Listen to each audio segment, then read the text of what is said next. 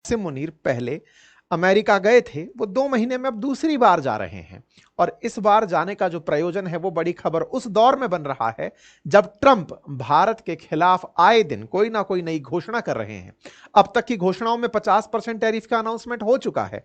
ऐसे में टैरिफ एक तरफ भारत पर लादे जा रहे हों, वहीं दूसरी तरफ पाकिस्तान को सप्रेम इनवाइट किया जा रहा हो। आसिम मुनीर जैसा व्यक्ति जो पाकिस्तान के अंदर फील्ड मार्शल इसलिए कहा गया क्योंकि उसने भारत के ऊपर हमले को या भारत पर हमले किए और भारत के हमलों को पाकिस्तान में नाकामयाब करने में पाकिस्तान में बड़ी भूमिका निभाई बताई।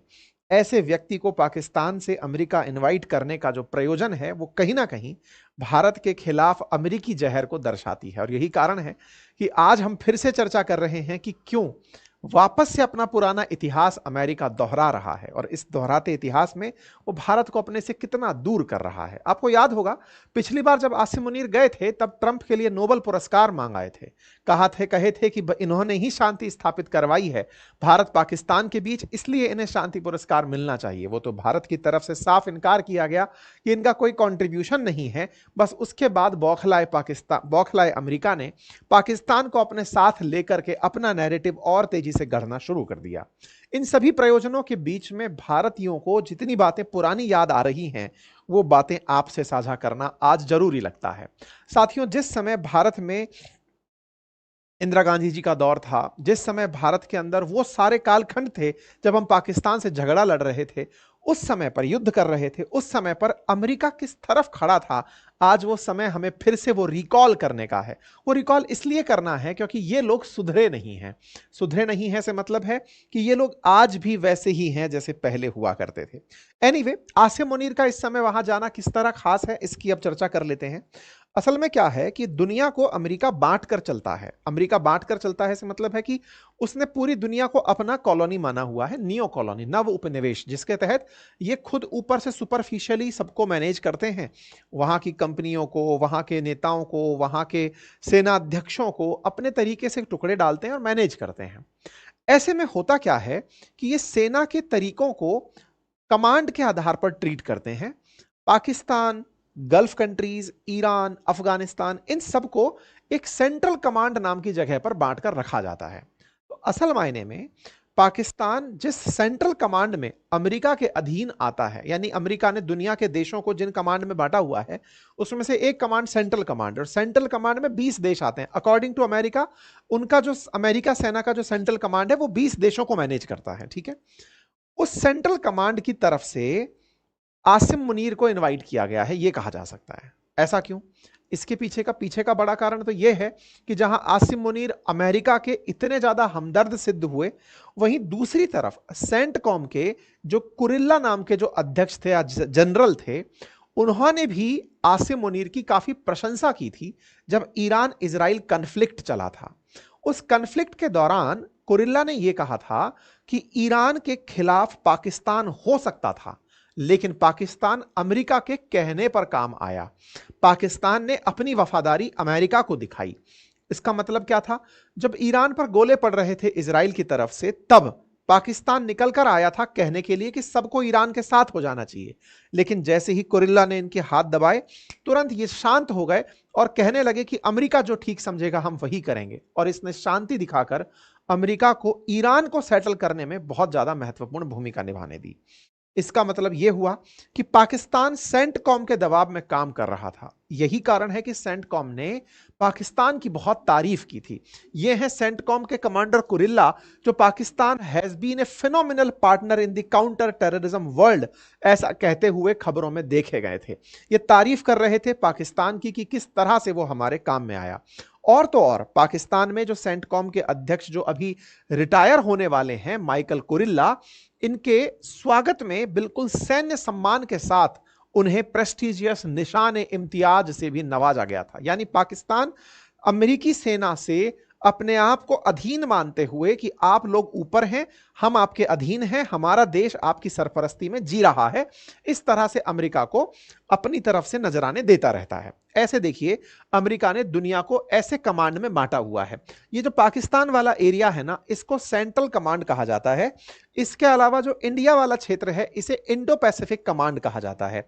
यहां पर पूरी तरह से एक कमांडर है, ऑस्ट्रेलिया, चीन, इन सब पर नजर रखने के लिए।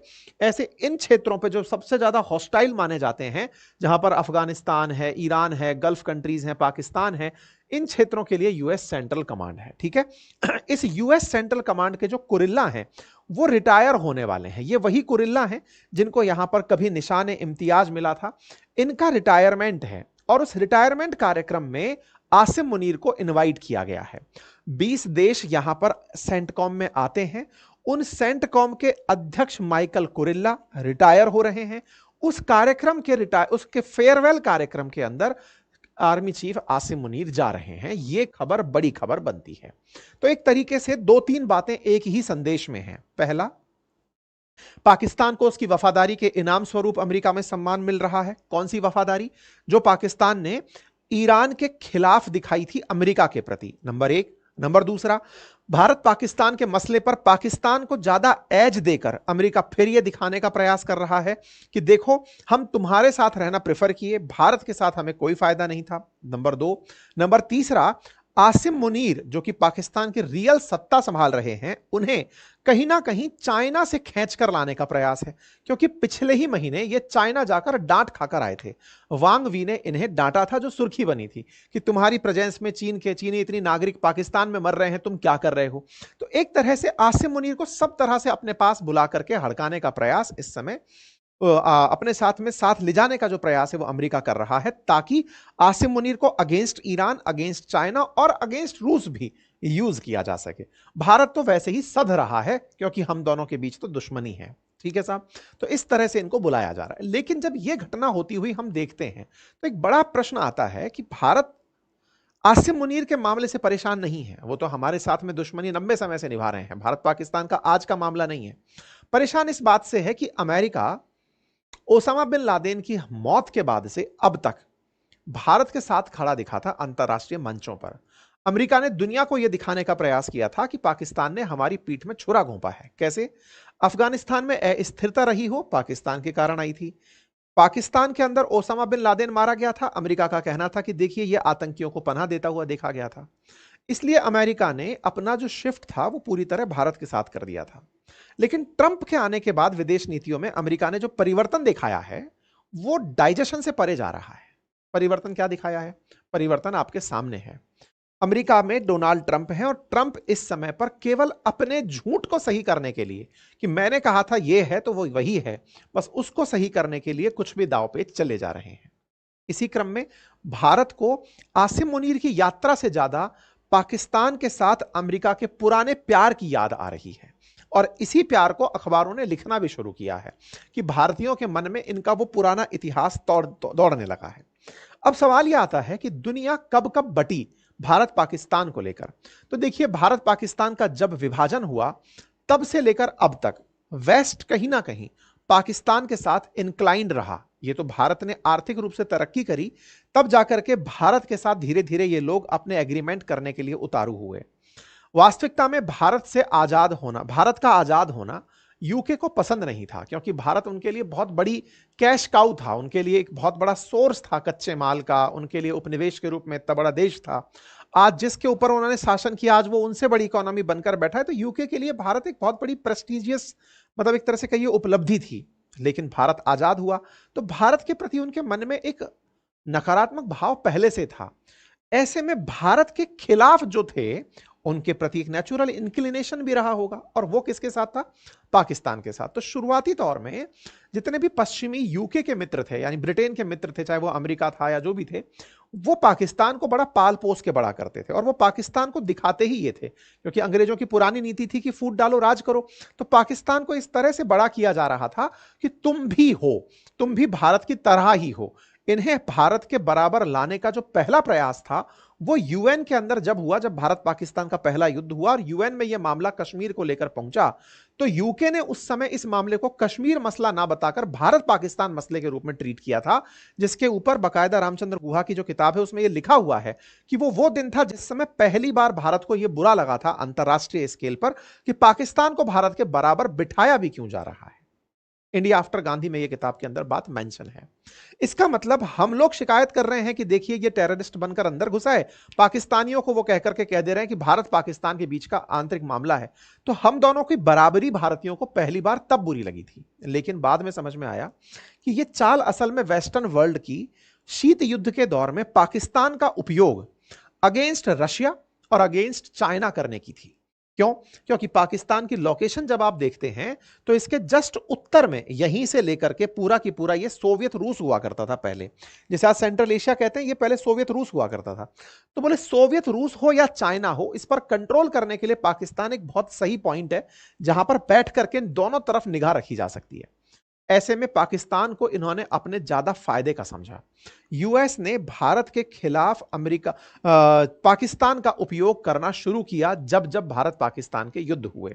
1947 से आगे जब हम बढ़ना शुरू हुए तो 1962 के युद्ध में जब भारत और चीन का युद्ध हुआ, तब पाकिस्तान कोई पार्टी ही नहीं था। उस समय एक बार के लिए ऐसा लगा कि अमेरिका चाइना के खिलाफ भारत का साथ देना चाहता है। एक न्यूज भी निकल कर आई थी कि ये $500 मिलियन की हमें मदद देना चाहते थे। उस समय पे जो प्रेसिडेंट कैनेडी थे वो भारत की मदद देना चाहते थे, नहीं दे पाए, इनकी खुद की हत्या हो गई। ऐसे में ये मदद हम तक नहीं पहुंच पाई। 1971 के अंदर जब भारत पाकिस्तान युद्ध हुआ तो पाकिस्तान के सामने, पाकिस्तान के साथ आकर के अमेरिका खुलेआम खड़ा हो गया और उसने भारत को यह धमकाने का भी प्रयास किया। इंदिरा जी का उस समय शासन था कि आप पाकिस्तान के खिलाफ नहीं जाएंगे। तब रशिया, उस समय सोवियत रूस हुआ करता था, सोवियत संघ हुआ करता था, वो भारत के साथ रहा। ऐसे में अमेरिका और यूएसएसआर के बीच में भारत और पाकिस्तान बढ़ चुके थे। एक तरफ पाकिस्तान के साथ अमेरिका खड़ा था तो सोवियत संघ भारत के साथ खड़ा था। खुलेआम दुनिया को पहली बार यह पता चला था कि अमेरिका पाकिस्तान को किस तरह से पनाह देता है, किस तरह से संरक्षण देता है। 1971 के बाद में जब युद्ध हुआ कारगिल का, उस कारगिल के युद्ध में भी पाकिस्तान ने कुछ ऐसा ही पाया था। अमेरिका से मदद इनडायरेक्टली ऐसे पाई थी कि भारत में कारगिल पर फतह प्राप्त करने के लिए बहुत से सैनिक शहीद हुए थे। आपको याद होगा अभी 2 दिन पहले ही भारतीय सेना का एक ट्वीट काफी वायरल हुआ जिसमें ईस्टर्न कमांड ने लिखा कि ये पाकिस्तानियों, तुमको अमेरिका के द्वारा $2 बिलियन से ज्यादा के तो हथियार दे दिए गए हैं अब तक कि लो, इनके माध्यम से तुम युद्ध लड़ते रहो, हमसे क्या बराबरी करोगे। यानी कि अमेरिका पाकिस्तान को हथियार देकर के लंबे समय से पालता पोसता आया है। पाकिस्तान का पलना भी समझ में आता है क्योंकि अमेरिका के अफगानिस्तान में हित हो, ईरान में हित हो, ये इसी से सधते हैं और चाइना के खिलाफ अगर उसे यूज करना है तो भी ये इसी से सधते हैं। कारगिल का युद्ध तो आपको याद ही होगा जिस समय पर भारत ने अमेरिका से जीपीएस की सुविधा मांगी थी कि हमें एटलीस्ट ये बता दो कि हमारे देश में पाकिस्तानी लोग कहां कहां घुसकर बैठे हैं। पाकिस्तान के लिए अमेरिका ने सुविधा ये कर दी कि भारत की मदद नहीं की। भारत की मदद किस मायने में कि हमें लोकेशंस नहीं बताई कि इस जगह पर ये सब चीजें हैं। परिणाम क्या निकला? परिणाम ये निकला कि पाकिस्तान को हराने में हमें अपने कई सैनिकों की शहादत देनी पड़ी। इसी के चलते भारत में पाकिस्तान के खिलाफ और अमेरिका के खिलाफ एकजुट माहौल रहा। परमाणु परीक्षण के बाद भी अमेरिका हमारे खिलाफ सैंक्शंस लगा के खड़ा रहा। ऐसे में पाकिस्तान और अमेरिका का एक दूसरे के नजदीक होना, भारत के खिलाफ होना इतिहास में तो था, लेकिन अब फिर से यह दोहराया जा रहा है। हालांकि इस बीच में जब ट्रंप पिछले कार्यकाल में थे तो वो पाकिस्तान के ऊपर काफी गर्म थे। उन्हें अचानक याद आ गया था कि पाकिस्तान ने हमसे मदद ली और हमारे ही खिलाफ अफगानिस्तान में हमारे ही खेत को उखाड़ फेंका, क्योंकि अमेरिका अगर अफगानिस्तान में सफल नहीं हुआ, इसके पीछे का बहुत बड़ा रीजन पाकिस्तान था, क्योंकि पाकिस्तान ने तालिबान को पनाह बराबर देके रखी थी कि तुम ही एक दिन सत्ता में आओगे। इससे पाकिस्तान का हाथ स्पष्ट हुआ था। ट्रंप ने खुलेआम ये बात पब्लिकली पिछले कार्यकाल में कही थी, लेकिन इस बार चूंकि बाइडेन भारत के साथ में अपना काम बढ़ा रहे थे कि भारत को साथ लेकर चलना है, अगेंस्ट चाइना यूज करना है, यह आदमी व्यापारी बनकर आया, इसको झूठ बोलनी थी, झूठ को पकाना था, भारत के सामने रखना था, तो इसने फिर से अपने पुरानी बातों को भुला करके वापस वहीं चला गया। कहते हैं कि बंदर गुलाटी मारना नहीं छोड़ता। यह व्यक्ति फिर से पाकिस्तान के पास होता हुआ चला गया। अब इन्हें फिर से बुलाकर बिरयानी खिलाई जाएगी या नहीं, ये तो देखने का विषय होगा। लेकिन हां, ऐसे दौर में जब भारत पाकिस्तान के रिश्ते से ज्यादा भारत अमेरिका के रिश्ते चर्चा में हो, उस समय पाकिस्तान को बुला करके वापस से यह बता देना कि तुमको फेयरवेल में इनवाइट किया जा रहा है, यह कहीं ना कहीं भारत के साथ अपनी द्वेषता जताने का अमेरिकी रवैया है। बाकी आप लोग इस विषय पर क्या सोचते हैं, अपनी राय जरूर रखें, क्योंकि जिस पाकिस्तान को इसलिए बुलाया जा रहा हो कि भारत तो रूस के साथ तेल खरीद करके यूक्रेन के खिलाफ है, तुम यूक्रेन के कम से कम साथ रहो, वही पाकिस्तान अपने कुछ पाकिस्तानियों को रूस में भेजकर यूक्रेनियंस को मरवा रहा है। यह मैं नहीं, यूक्रेन के खुद जेलेंस्की ने कहा है। 2 दिन पहले की ही खबर है, जेलेंस्की का ट्वीट है जिसमें वो कह रहे हैं कि रूस की तरफ से कुछ पाकिस्तानी युद्ध लड़ने के लिए आए हुए हैं। ऐसे में किस पाकिस्तान पर अमेरिका यकीन कर रहा है या केवल उसे भारत के खिलाफ यूज कर रहा है, यह देखने का विषय होगा। फिलहाल के लिए इतना ही। जानकारी पसंद आई हो तो साथियों से अवश्य साझा करें।